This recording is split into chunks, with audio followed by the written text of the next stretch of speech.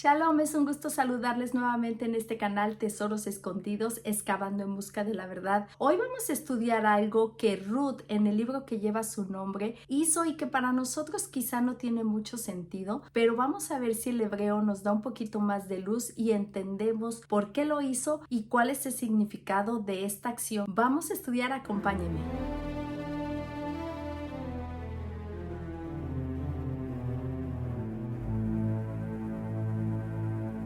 En el libro de Ruth vemos la historia de una mujer que no pertenecía al pueblo de Israel, pero se enamoró tanto del Dios de Israel por medio de las historias que su suegra le contaba, que cuando ella y su suegra quedan viudas y tienen que regresar a la tierra de Israel, ella ve la manera de pertenecer a ese pueblo y su suegra le aconseja hacer algunas cosas para que ellas pudieran tener una protección, alguien que las defendiera porque las dos habían quedado viudas. La suegra de Ruth la manda con uno de sus parientes. Primero Ruth empieza a trabajar y después llegamos a esta parte de la historia donde Ruth hace algo que quizá para nosotros no tiene mucho sentido en nuestra cultura hoy en día, pero en ese tiempo significaba algo y vamos a ver qué es. Esta parte de la historia está en el capítulo 3 del libro de Ruth. Voy a empezar a leer desde el versículo 6. Descendió pues a la era e hizo todo lo que su suegra le había mandado. Y cuando Boz, este pariente de Noemí, la suegra de Ruth, y cuando Boz hubo comido y bebido y su corazón estuvo contento, se retiró a dormir a un lado del montón. Entonces ella, Ruth, vino calladamente y le descubrió los pies y se acostó. Y aconteció que a la medianoche se estremeció aquel hombre y se volvió, y he aquí una mujer estaba acostada a sus pies. Entonces él le dijo: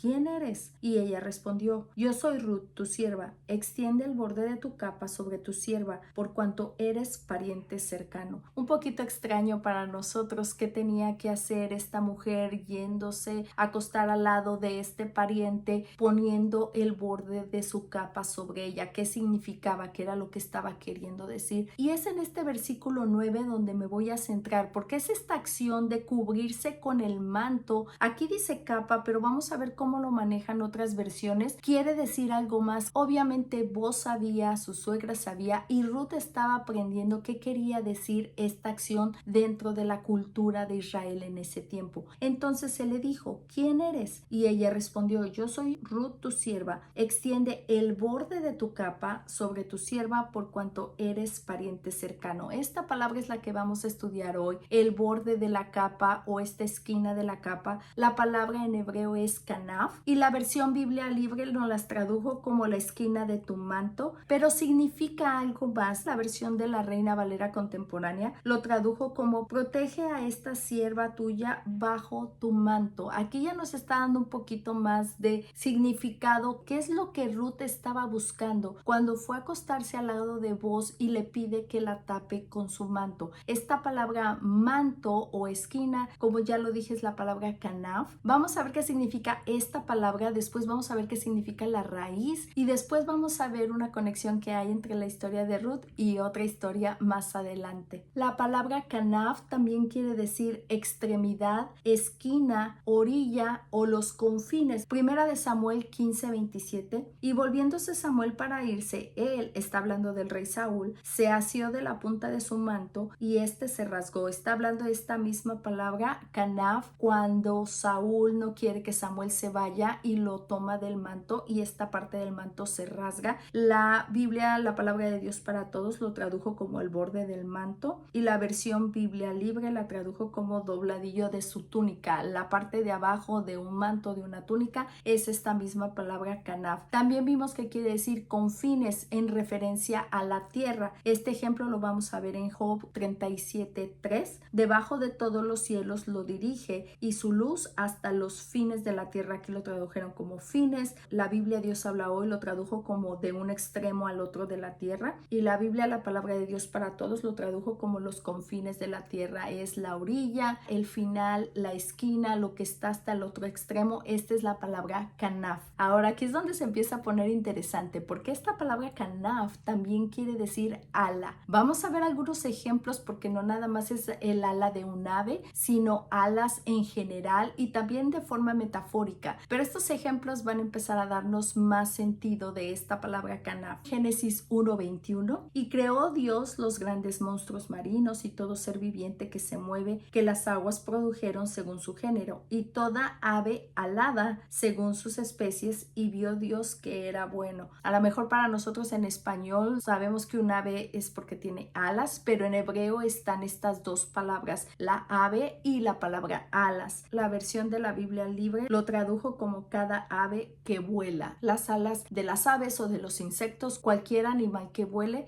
es esta palabra canaf. También se utiliza para describir las alas de los querubines, Éxodo 37:9, y los querubines extendían sus alas por encima, cubriendo con sus alas el propiciatorio. Está dando la descripción del arca del pacto en el tabernáculo, y sus rostros, el uno frente al otro, miraban hacia el propiciatorio. Las alas de los querubines también se utiliza esta misma palabra. Ahora, de la manera figurativa, vamos a ver que esta palabra canaf también se traduce de otras maneras. Salmo 104:3, que establece sus aposentos entre las aguas, el que pone las nubes por su carroza, el que anda sobre las alas del viento. De forma figurativa, las alas del viento. Salmo 138:9, si tomare las alas del alba y habitare en el extremo del mar, misma palabra canaf. La versión de la Reina Valera contemporánea lo tradujo, si levantara el vuelo hacia el sol naciente, y la versión de la Biblia libre lo tradujo como las alas del alba, cuando está amaneciendo. Salmo 17:8, guárdame como a la niña de tus ojos, escóndeme bajo la sombra de tus alas. Obviamente aquí el salmista está pidiendo protección, no está hablando de unas alas literales, sino del sentido de estar protegido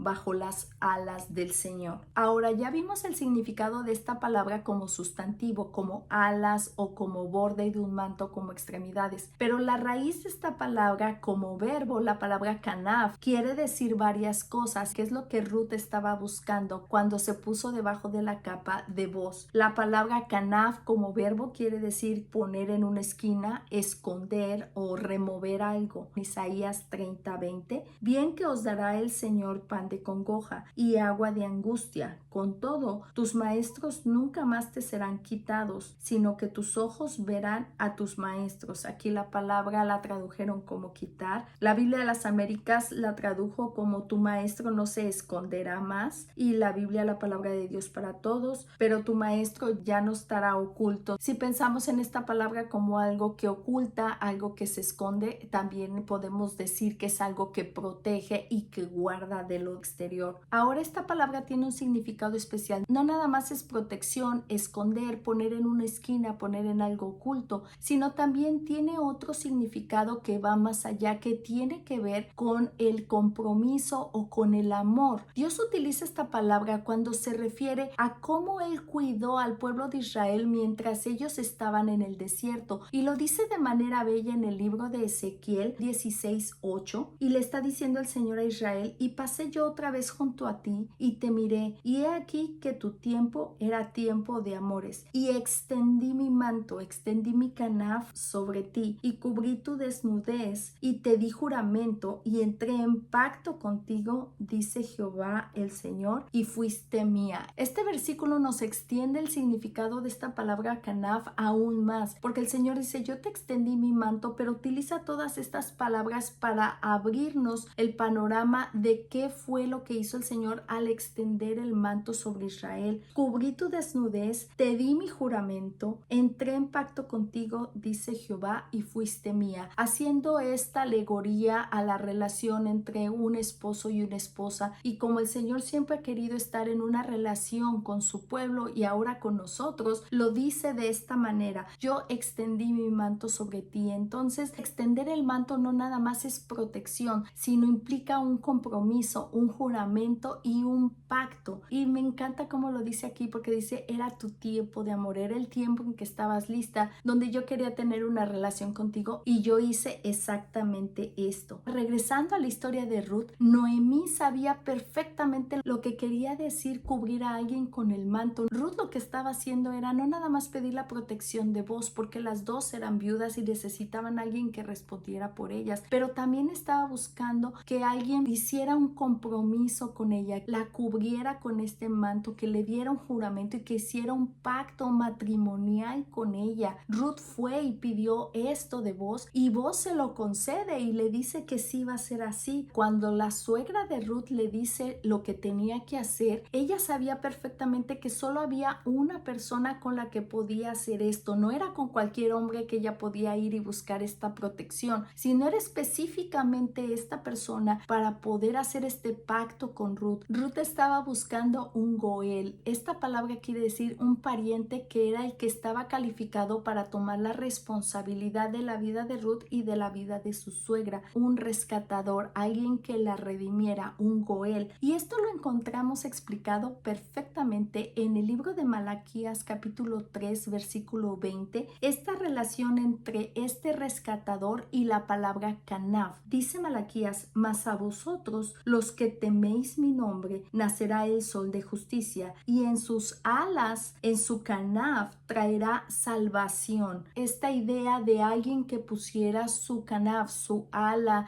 su manto sobre alguien, traería salvación, y es lo que Ruth estaba necesitando, alguien que la rescatara, que la salvara de la pobreza, de todo lo que venía con ser viuda en ese tiempo. Entonces vemos cómo estas dos palabras van juntas, salvación o rescate, con la palabra alas o borde o protección. Al principio dije que Ruth se había enamorado del Dios de Israel, y cuando Ruth va y se presenta a Boaz, sí, ella estaba buscando a alguien que la rescatara literalmente, pero Ruth primeramente había ido a buscar protección debajo del Dios de Israel, y eso nos lo dice unos versículos antes en este libro de Ruth, en el 2:12. Antes de que Ruth fuera a meterse debajo del manto de Boaz, sucede esto en el capítulo 2, en el versículo 12, y este es Boaz diciéndole a Ruth: Jehová recompense tu obra y tu remuneración sea cumplida de parte de Jehová, Dios de Israel, bajo cuyas alas has venido a refugiarte. Ruth, su confianza no nada más estaba en el hombre, sino primero había estado en Dios, en aquel que la podía rescatar, porque ella no pertenecía al pueblo. Y Boaz reconoce esto en ella, en sus acciones, en la forma que se había comportado, de que Ruth primero había encontrado salvación en el Dios de Israel, la salvación interna. Y es bello como le dice: tú has venido primero a refugiarte a las alas, bajo el canaf del Dios de Israel. Ruth primeramente había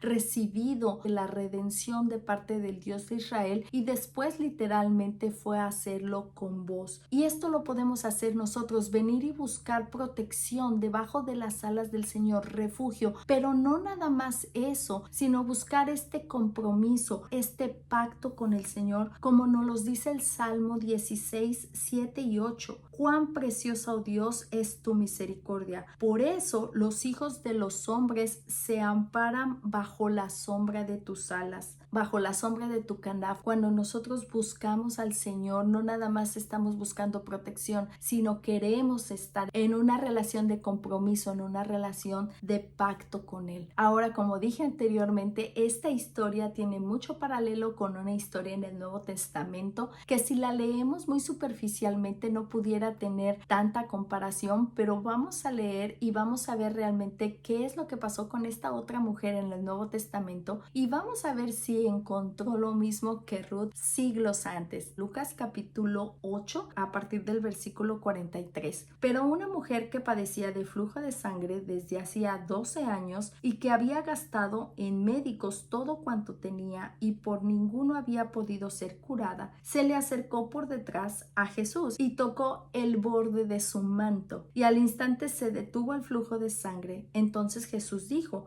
¿quién es el que me ha tocado? Y negando todos, dijo Pedro y los que estaban con él: Maestro, la multitud te aprieta y oprime y dices: ¿quién me ha tocado? Pero Jesús dijo: alguien me ha tocado, porque yo he conocido que ha salido poder de mí. Entonces, cuando la mujer vio que no había quedado oculta, vino temblando y postrándose a sus pies le declaró delante de todo el pueblo por qué causa le había tocado y cómo al instante había sido sanada. Y él le dijo: hija, tu fe te ha salvado, ve en paz. Esta mujer que había sufrido esta enfermedad por tantísimos años viene con Jesús y a veces pensamos que esta mujer tocó el manto de Jesús nada más porque quizá fue la única parte que pudo alcanzar, pero esta mujer era del pueblo de Israel. La historia de Ruth había sido conocida y contada por años. Lo más seguro es que esta mujer sabía tanto culturalmente como históricamente lo que significaba el borde del manto. Y vemos aquí que ella vio que ya no podía ser oculta, lo que significa esta palabra esconderse, estar debajo. Pero ella sabía que este manto o esta orilla del manto tenía algo especial. No estaba buscando nada más ser sanada, porque al tocar el manto ella es sanada. Pero cuando Jesús la confronta, Jesús no le dice, ok, ya fuiste sana, ya te puedes ir, sino Jesús le dice, tu fe te ha salvado. Ella lo que estaba buscando también era salvación, no nada más la sanidad, sino también la salvación de este Redentor, de este único que está calificado para salvar nuestra alma. Lo mismo que Ruth, cuando fue primeramente a esconderse debajo de las alas del Dios de Israel, esta mujer fue